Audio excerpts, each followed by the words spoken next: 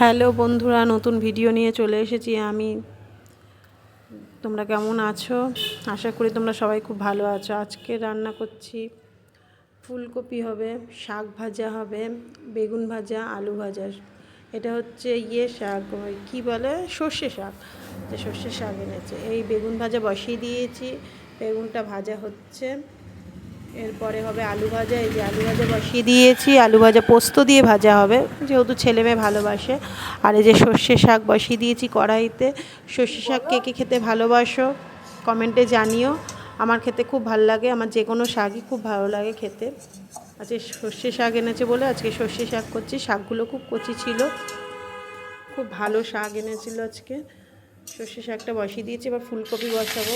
ফুলকপিটা কড়াইতে দিয়ে দিয়েছি। ফুলকপিটা হলে বড়া করব, ফুলকপির বড়া। এগুলো হচ্ছে ফুলকপির পকোড়া। আমার ছেলে মেয়ে খেতে ভালোবাসে, তাই ওদের জন্য, ওদের দুই ভাই বোনের জন্য করেছি ফুলকপির পকোড়া। খাওয়া দাওয়ার টেবিলে চলে এসেছি, খাওয়া দাওয়া সেরে নেওয়া যাক। এই যে সাদা ভাত, সর্ষে শাক ভাজা বড়ি দিয়ে, বেগুন ভাজা, এদিকে আছে পোস্ত দিয়ে আলু ভাজা, এদিকে আছে বড়ির ঝাল, আলু দিয়ে বড়ির ঝাল, এদিকে ফুলকপির ডালনা, আর এদিকে আছে মুগ ডাল। আজকে যেহেতু শনিবার, আজকে সবই নিরামিষ। কেমন লাগলো আজকে ভিডিওটা তোমরা অবশ্যই আমাকে জানিও। আর পারলে লাইক শেয়ার